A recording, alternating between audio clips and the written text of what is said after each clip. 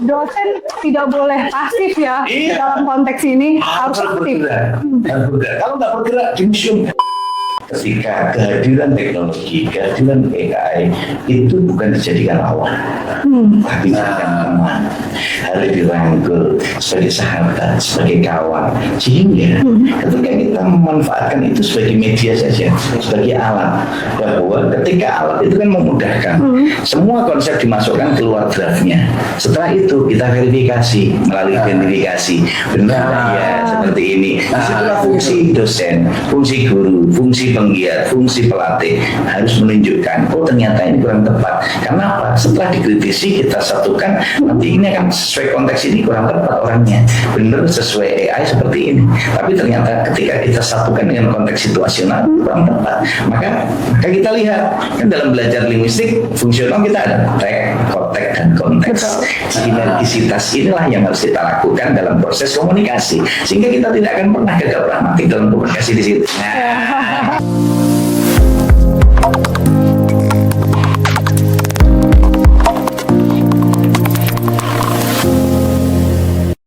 Sobat FKIP Untirta, selamat datang di studio Siniar FKIP. Kali ini kita kedatangan tamu istimewa yang merupakan asesor dan juga pakar bahasa. Ada Profesor Dr. Muhammad Rohmadi SSM dan Dr. Imam Agus Basuki. Selamat pagi Bapak. Selamat pagi. Terima kasih sudah hadir di studio Siniar FKIP Untirta. Iya betul, Siniar.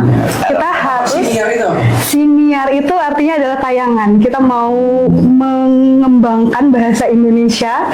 Jadi diksi-diksi yang lekat dengan bahasa harus kita gaung dan gemakan. Biar dikenal gitu. Biar dikenal dan akrab begitu ya Pak ya. Di mengenal kata ada sanggil, ada mangkus. Betul, ada sanggil, ada mangkus yang sekarang sudah arkais. Iya. Barangkali generasi muda sudah nggak tahu apa itu sanggil dan mangkus. Padahal itu adalah efisien, efektif dan efisien. Prof, terima kasih sudah hadir di sini. Kita akan berbincang-bincang mendalam melebar sih maunya Prof. Tapi tampaknya tidak bisa mendalam dan melebar ya, karena waktu yang terbatas. Panjang kali lebar sama dengan luas. Oke, betul. Baik, ini tentang kampus berdampak. Sekarang kita punya tagline kampus berdampak, Prof. Nah, dari sisi kita sebagai yang ada di bidang ilmu bahasa, khususnya untuk keseluruhan begitu ya, Prof. Saya mulai ke Prof. Rohmadi terlebih dahulu. Bagaimana konsep kampus berdampak ini dari perspektif kita sebagai yang ada di dalam bidang ilmu bahasa, Prof. Oke. Baik, ini Mas Menteri kan meluncurkan program kampus berdampak. Sebenarnya kampus berdampak itu ya berangkat dari Tridharma Perguruan Tinggi. Dari bagaimana kita melakukan proses pembelajaran, penelitian, pengabdian yang bisa memberikan dampak untuk kemaslahatan. Jadi bukan sekedar hanya konsep teoretik tanpa ada praktiknya. Nah, kalau kita teman-teman di PBSI kan selalu saya katakan ya, Prodi Pendidikan Bahasa dan Sastra Indonesia ini kan hanya ada dua. Di Indonesia ini ada banyak kampus, tapi prodinya hanya dua. Satu Pendidikan Bahasa dan Sastra Indonesia, yang kedua prodi lainnya. Luar biasa, jos gandos ini. Kan gitu teman-teman. Jadi berangkat dari situ dulu. Jadi kita punya komitmen bahwa ada dua prodi. Ada sesuatu ini. Ada prodi pendidikan bahasa dan sastra Indonesia, yang kedua prodi lainnya. Nah, kenapa begitu? Karena di prodi pendidikan bahasa dan sastra Indonesia kita harus melihat ada aspek keterampilan berbicara, ada aspek keterampilan menulis, ada keterampilan menyimak, ada keterampilan memeriksa, dan itu bagian dari upaya kita untuk menumbuh kembangkan literasi. Maka selalu saya gaungkan, ayo berliterasi dengan ratu lisan, rajin menulis dan membaca untuk menulis dan menulis untuk dibaca umat sepanjang hayat. Nah, kata Ustadz Imam itu menjadi ilmu yang bermanfaat gitu. Karena ilmu yang bermanfaat yang dibagikan untuk kemaslahatan umat jadilah amal jariah kan gitu. Dan itu nanti akan betul-betul menjadi ikon sebagai anak soleh-soleha. Nah, komitmen ini, dampak ini sebagai guru, sebagai dosen bahasa dan sastra Indonesia tentu akan memberikan dampak kemaslahatan.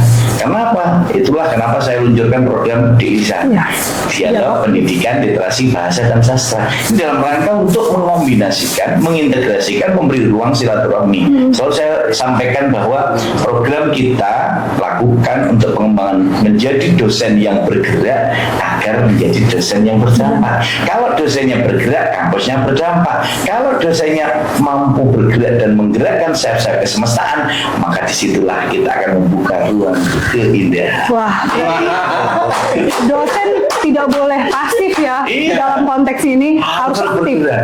Harus bergerak. Kalau nggak bergerak, dimuseumkan. Iya. Wah, nanti jadi artefak. Baik. Bergerak sana sini. Ini mati lama. Oh, ya, baik, Prof. Ini kan kita harus mulai dari membaca, kemudian menulis. Kalau yang dilihat situasi sekarang ini banyak tulisan, Ya. tapi sedikit bacaan. Karena hasil survei begitu ya. Menulisnya itu tulisan yang dihasilkan banyak sekali, tapi kok tingkat membacanya rendah gitu. Iya. Kenapa begitu? Kenapa begitu? Nah, Tingkat bacanya sebenarnya Hmm. tinggi. ya. Ayo coba Baca. Membaca, baca itu kan. membaca Ayo. ekstensif ya. Iya, hanya persepsi kita tentang membaca yang dikonsepkan membacanya ini bacanya rendah sebentar-sebentar. Ini membaca yang mana ya? Itu kan. Jadi- Pilah dan pilih. Jadi tidak bisa dijustifikasi serta-merta membacanya rendah Iya. dan semuanya dianggap jadi rendah. Padahal, Padahal Hah? Tinggi. setiap hari coba anak-anak sekarang itu bangun tidur itu sudah baca. Iya. iya betul. Itu kan Saya juga banyak banyak persoalannya kecenderungannya bacanya itu kan baca yang pendek-pendek. Iya, seperti sehingga tingkat ketahanan bacanya itu yang jadi persoalan sebenarnya, bukan minat bacanya, bukan ketahanan baca. Begitu, ayo coba sekarang, ayo coba. Iya, Begitu betul. WA-nya itu Panjang. panjang. Hanya tak jawab begini kan? Dibaca. Tak jawab begini. Iya. Dibaca enggak itu kan. Tapi begitu pesan pendek-pendek itu iya, itu artinya sebenarnya bukan persoalan minatnya, tapi persoalan ketahanan membaca. Anak-anak sekarang itu begitu sudah lebih dari 2 paragraf sudah. Nah, ini patut digarisbawahi ya Pak ya, ketahanan membacanya. Nah, kampus ini hadir untuk memberikan dampak agar semua individu itu tahan untuk membaca yang lebih dalam, lebih dalam seperti sekarang ini ada konsep deep learning. Nah, itu bagaimana itu Pak? Jadi prinsipnya gini, ketahanan membaca yang katakan Mas Imam tadi harus dilatih. Harus dilatih, dan dilatih. Dan itu harus dibiasakan. Karena dengan pembiasaan itu nanti akan memunculkan proses. Maka ketika sekarang ini Mas Menteri, Prof. Mukti meluncurkan metode deep learning, yang sebenarnya kan sudah tahun 1970-an yang lalu Mas Imam ya. Dilakukan era-era kala itu. Tetapi proses ini kan kalau kita rumuskan kan deep learning ini dengan konsep BBM. BBM, belajar berkesadaran, bermakna, dan menggembirakan. Maka BBM yang pertama, pilar ini kan ada mindful learning, kemudian ada meaningful learning, dan juga ada joyful learning. Nah, 3 pilar ini harapannya nanti diintegrasikan dengan 2O. Olah pikir, olah hati, olah rasa, olahraga untuk menghasilkan profil lulusan 8 berdimensi. Nah, artinya apa? Kalau itu nanti dilakukan dengan program seperti itu, dampak yang dilakukan oleh dosen sebagai penggerak, guru sebagai penggerak, terintegrasi untuk melakukan proses, maka ada latihan. Latihan yang dilakukan terus-menerus ini, maka harus dilakukan sebuah evaluasi. Di mana yang kata Mas Imam tadi, kalau memang posisi minat bacanya kan tinggi, Ya. lihat saja anak-anak semua pegang HP, pengen lihat statusnya siapa, WA-nya siapa, apalagi kan gitu, terus scroll TikTok gitu ya. Itu kan daripada Mbak D ikut kuliah Pak Romadi, kan boleh scroll TikTok. Saya scroll postingan Pak Romadi sih Pak. Iya. Yang itu. Just gandos ya. Yes, ada artinya itu menjadi pilar yang harus kita lihat. Maka lakukan 5M untuk bisa menjaga ketahanan baca ini berkelanjutan. Yang pertama, mengidentifikasi keunggulan dan kelemahan. Sebenarnya apa sih yang menjadi penyebabnya? Keunggulannya apa sih? Kita ambil keunggulan itu yang kita jaga, kita pertahankan untuk menjadi modal bagaimana mengembangkan. Lalu setelah kita ketemu keunggulan dan kelemahannya, kita lakukan M kedua. Kita merencanakan program. Bagaimana program gerakan literasi Ratu Lisa, program di Lisa, program apalagi kita buka seluas-luasnya yang sinergis sesuai usia umur anak-anaknya, entah TK, SD, SMP, SMA, perguruan tinggi, masyarakat, kemudian literasi, semua dilakukan. Baru M3 kita merencanakan, terus kita melaksanakan. Jangan hanya omong saja, tapi harus ada pelaksanaannya. M yang ketiga melaksanakan nih. Nah, setelah melaksanakan program jalan semua, bisa melalui PKM, pegiat literasi, UKM, kemudian taman-taman baca, perpustakaan, semua dilakukan. Nah, baru mengevaluasi. Dievaluasi lagi siklusnya, kekurangannya apa, kelebihannya. Nah, ini bagus nih, oke. Nah, sekarang ada pendanaan nih, ada donor ini, ada ini. Nah, baru menindaklanjuti. Nah, menindaklanjuti lagi. Sehingga siklus ini betul. Kalau sudah seperti itu, maka guru dan dosen akan selalu menjadi penggerak literasi, akan menjadi contoh teladan yang betul-betul mampu menunjukkan bagaimana bisa menjadi orang yang tahan membaca, bagaimana menjadi orang yang bisa menunjukkan ketahanan tanpa harus menggurui, tapi ketahanan dengan keteladanan. Ketahanan dengan keteladanan ya. Pak, betul. Saya Sekarang ini ramai itu kan selalu anak-anak sekarang itu berpikir kritis. Ini kalau kaitkan berpikir kritis itu berpikir kritisnya enggak, karena proses-proses ini enggak dijalani. Anak-anak sekarang kan maunya instan, itu nggak usah mikir, kan? Ya coba balik tadi ke WA tadi, itu panjang, dia harus mikir kan. Ya proses ini nggak dijalan. Jadi cara-cara tradisional konvensionalnya harus tetap perlu dirawat untuk merawat nalar berpikir kita ya Pak ya. Iya.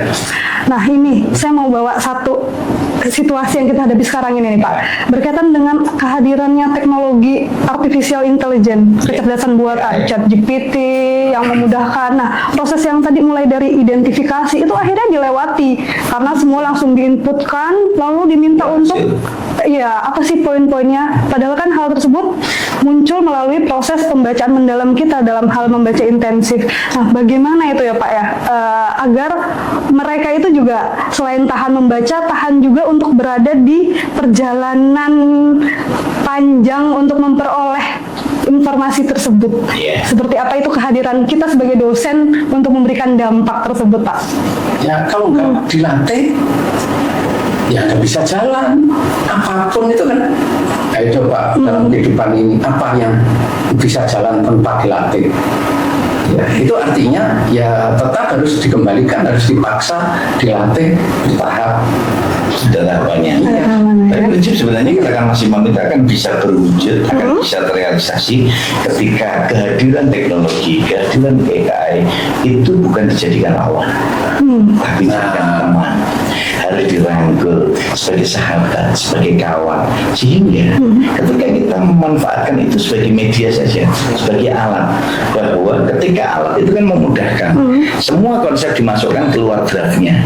Setelah itu kita verifikasi melalui identifikasi, benar ya seperti ini. Disitulah fungsi dosen, fungsi guru, fungsi penggiat, fungsi pelatih harus menunjukkan, oh ternyata ini kurang tepat. Karena apa? Setelah dikritisi kita satukan, nanti ini akan sesuai konteks ini kurang tepat orangnya, benar sesuai AI seperti ini, tapi ternyata ketika kita satukan dengan konteks situasional kurang tepat, maka kita lihat kan dalam belajar linguistik fungsional kita ada teks, konteks dan konteks. Sinergisitas inilah yang harus kita lakukan dalam proses komunikasi, sehingga kita tidak akan pernah gagal pragmatik dalam komunikasi di situ. Coba kalau dilihat dites saja ya, dites pakai AI apapun. Nah, coba dites apakah dia itu punya perasaan, nggak punya. Sehingga kalau Pak Marti tadi menyebut ini tidak, kalau kita membaca sesuatu tidak hanya basis teks, konteksnya seperti apa, konteksnya seperti apa, ini nggak bisa. Konteks itu nggak bisa dibaca oleh AI, itu kan. Ya sehingga yang tahu ya orang yang terlibat di dalam konteks itu gitu kan. Nah kalau bagus tadi Pak Rahmati menyebut AI jangan di lapangan itu dipakai, tetapi kita bagaimana memanfaatkan itu agar anak juga mau berpikir gitu loh. Bukan semuanya diserahkan pada AI, terserah AI pokoknya promnya gini-gini ya sudah hasilnya.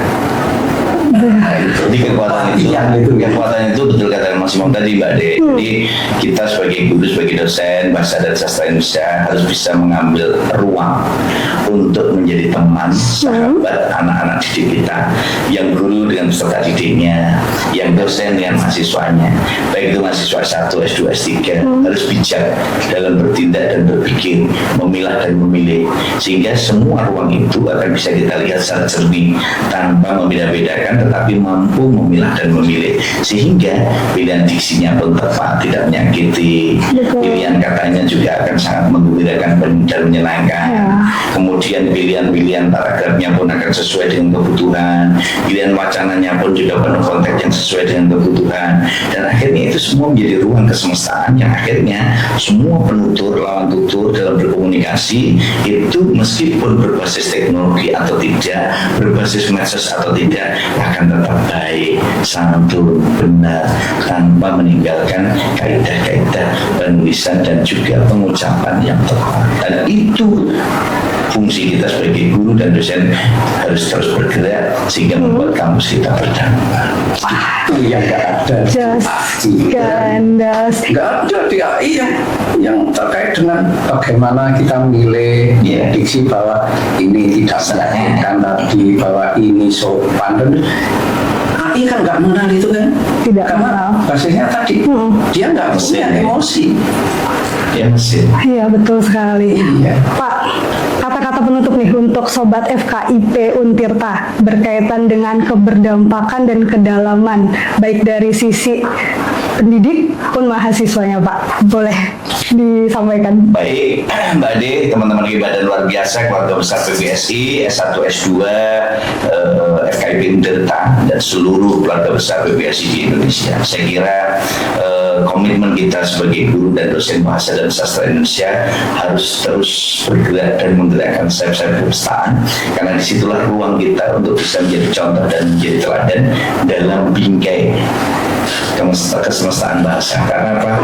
Di situ teman-teman akan menjadi kamus berjalan, teman-teman akan menjadi teladan dalam berkata, teman-teman akan menjadi teladan dalam berpikir kritis, teman-teman akan menjadi teladan dalam beraktivitas, teman-teman menjadi teladan dalam kolaborasi, teman-teman akan menjadi teladan dalam menginspirasi multidisiplinarian. Maka terus upaya itu ditunjukkan dengan gerakan literasi tulisan, rajin menulis dan baca, dan terus kita gaungkan dialog pendidikan literasi bahasa dan sastra di bisa dalam berbagai versi, dalam berbagai ruang, dimanapun kita berada, dan libatkan, rangkullah dengan 5B, bersilaturahmi, komunikasi, berkolaborasi, beraksi, dan berliterasi dalam tulisan. Karena itu menjadi komitmen kita sebagai guru dan dosen abad 21, sehingga kita semuanya akan terus ikut serta menyinari dunia seperti bintang, bulan, dan matahari yang selalu menyinari bumi, baik tampak maupun tanpa oleh manusia. Semangat, just get the sport, kata luar biasa. Monggo Mas Sip, itu kan, sip. Satu kata kunci untuk menjadikan kalau rame-rame kampus berdampak, itu artinya diri kita juga harus memiliki dampak terhadap masyarakat secara makro, itu kan? Ya. Bagaimana kita menjadikan berdampak, itu artinya ajaran kita itu yang begitu hebat, orang yang paling hebat adalah orang yang paling bermanfaat. Amin. Gitu kan? Dimanapun bermanfaat. Itu artinya itulah yang akan memberikan dampak. Kalau nggak bermanfaat, ya nggak ada dampaknya, itu kan? Betul sekali, dan keberdampakan itu akan dijembatani oleh bahasa Luar biasa. Indonesia Bagi alat komunikasi. sebagai alat komunikasi. Baik, terima kasih banyak Prof. Romadi, Dr. Imam yang sudah banyak. berbagi pandang berkaitan dengan bagaimana sih sebetulnya keberdampakan, kemudian yang dimaksud deep learning, dan juga sampai pada isu-isu yang sedang hangat saat ini. Kita perlu sesi lanjutan ya untuk berbicara persoal bagaimana cara merangkul teknologi, kemudian bahasa pun dan lainnya. Jadi kita lanjut ke sesi yang mendatang berikutnya. Berarti mau datang lagi ya? Iya, sehingga kan sampai jumpa dalam waktu dan gelombang yang berbeda. Oh. Kami tetap di prodi PBSI yang sama. Betul, di frekuensi dan vibrasi yang sama juga ya. Just and the spot. Terima kasih banyak atas Terima kasih. kehadirannya. Ya, Mbak. Baik, kita akhiri ya Sobat FKIP Utirta. Sampai jumpa di siniar selanjutnya. Salam.